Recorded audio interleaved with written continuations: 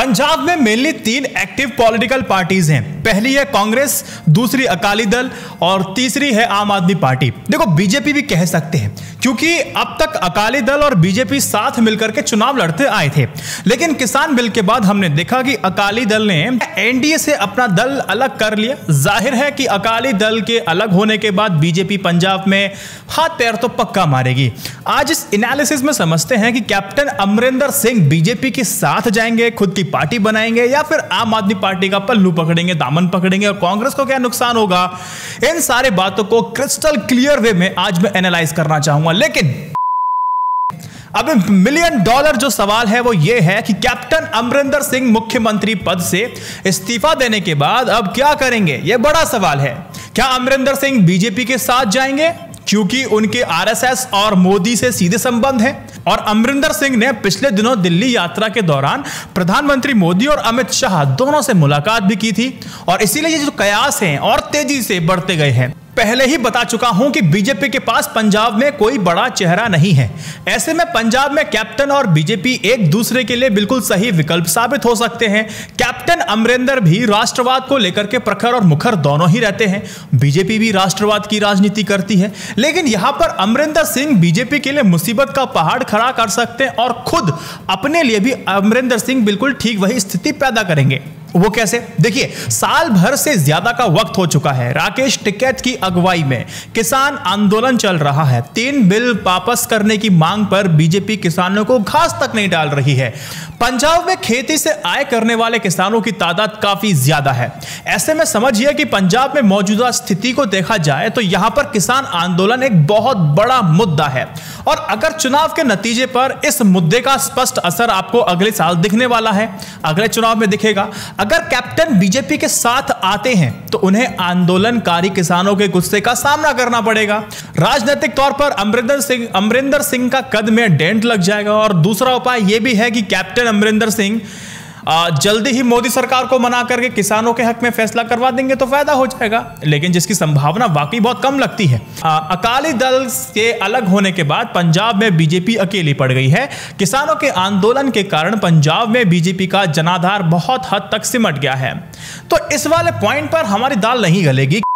लेकिन हाइपोथेसिस पे बात करते हैं। पहला हाइपोथेसिस लेके चलते हैं। चलो मान लिया बीजेपी और कैप्टन अमरिंदर सिंह में एक म्यूचुअल बात है, वो है कि दोनों राष्ट्रवाद की बात करते हैं, दोनों ही उसी की राजनीति करते हैं।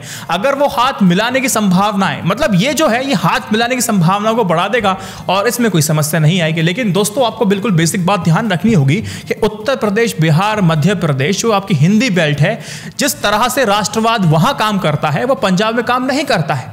पंजाब में लोग पाकिस्तान के साथ शांति चाहते हैं, जबकि सारी जंग यहीं से हुई है, लेकिन फिर भी यह अमृतसर और वहां लाहौर के लोग दोनों मुल्कों के बीच शांति चाहते हैं। राष्ट्रवाद का कार्ड यहां पर ज्यादा प्रभावी नहीं है। जो एक्सपर्ट्स हैं वो ये कहते हैं कि सिद्धू के खिलाफ अगर जरूरत पड़ने पर अमरिंदर सिंह नेशनलिज्म, राष्ट्रवाद का अगर मोर्चा खोल भी देते हैं तो इससे सिद्धू को किसी भी तरह से बहुत ज्यादा नुकसान नहीं होगा, यानी कि उन पर कोई डेंट अमरिंदर सिंह इस राष्ट्रवाद के टैग से आप नहीं लगा सकेंगे। लेकिन हाइपोथेसिस 2 पे बात कर लेते हैं। चलो सब कुछ दरकिनार करते हुए, अगर कैप्टन अमरिंदर सिंह ने बीजेपी को ज्वाइन कर लिया तो नुकसान किसको उठाना पड़ेगा? बीजेपी को उठाना पड़ेगा। वो कैसे उठाएंगे? देखिए समझिए, अमरिंदर सिंह को भारतीय राजनीति के उन चुनिंदा फेसेस में, उन चुनिंदा नेताओं में गिना जाता है जो खुलकर के अपनी बात रखने के लिए जाने जाते हैं। वह दूसरे राज्यों से लेकर के राष्ट्रीय मुद्दों पर भी बयानबाजी भी कर सकते हैं। बहुत हद तक यह संभव है कि पंजाब से बैठकर के वो आलोचनात्मक टिप्पणियां भी करें। इससे बीजेपी का जो आला कमान है उसको परेशानी होगी। एक तो पार्टी के अंदर सुब्रमण्यम स्वामी जी हैं जिसको बीजेपी झेल नहीं पा रही है, अगर ऊपर से कैप्टन अमरिंदर सिंह को उन्होंने अपनी टीम में अगर शामिल कर लिया और कैप्टन अमरिंदर सिंह का ये वाला रूप सामने निकल करके आ गया तो बीजेपी का आला कमान चकरा जाएगा, वो इसे संभाल नहीं पाएगा, और बीजेपी के साथ उनके संभावित जो गठजोड़ है उसको नुकसान पहुंचाएगा। वही टेंशन चलेगी जो चलती आ रही है घटकों के बीच में, अलग अलग घटकों के बीच में। अगला सवाल आपके मन में आएगा, तो क्या आम आदमी पार्टी में जाएंगे? बिल्कुल नहीं जाएंगे, क्योंकि अमरिंदर सिंह केजरीवाल की आम आदमी पार्टी के साथ जुड़ने की संभावना बहुत मुझे कम लग रही है, क्योंकि कैप्टन अमरिंदर सिंह ने कई बार आम आदमी पार्टी पर, जो उनके संयोजक हैं अरविंद केजरीवाल पर, राजनीतिक तीखे वार किए हैं। साथ ही कैप्टन ये भी नहीं चाहेंगे कि उनसे जूनियर नेता उनके ऊपर काम कराए, उनके ऊपर हो। बची आपकी अकाली दल में आपके अमरिंदर सिंह नहीं जाने वाले हैं। तो अगला सवाल आएगा कि क्या वो नई पार्टी बनाने जा रहे हैं? तो देखिए दोस्तों, आप पहले बात समझिए। कैप्टन अमरिंदर सिंह कभी अकाली दल में रह चुके हैं। 1982 में वो अकाली दल से अलग हो गए थे, जिसके बाद उन्होंने अपनी एक अलग पार्टी बनाई थी। हालांकि 1988 में उन्होंने अपनी पार्टी का कांग्रेस में विलय कर दिया था। कैप्टन के अपनी पार्टी बनाकर के चुनाव मैदान में आने की संभावना मुझे बहुत कम दिखाई देती है। उसकी वजह है उनकी उम्र इस समय 79 वर्षीय राजनेता हैं वो। पिछले 4 सालों से वह एक नॉन फंक्शनल चीफ मिनिस्टर की भूमिका में थे। नई पार्टी बनाने की स्थिति में वो मुझे लगभग नहीं दिखाई देते और एक्सपर्ट्स भी यही बात मानते हैं। अगर वह 79 साल के नहीं होते तो कहानी इसकी उल्टी होती।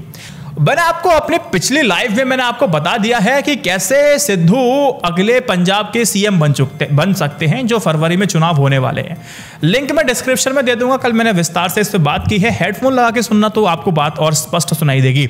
अभी सीएम कौन बन चुके हैं? चरणजीत चिन्नी। लेकिन उनकी कार्यशैली को लेकर के आप ये कह सकते हैं कि उतने दमदार नेता नहीं हैं और सिद्धू उनके बहुत आसानी से उनको रिप्लेस कर देंगे। ये मैंने कल अपने वीडियो में बताया, आप जाके देख सकते हैं। इस वीडियो को आप 3 व्हाट्सएप ग्रुप में अगर शेयर करेंगे मुझे बड़ी बेहद खुशी होगी और आप मुझे उदास नहीं देखेंगे, मैं ये भी जानता हूं। जय Hind, Vande Mataram. Stay updated, stay educated, सत्यमेव जयते। नमस्कार।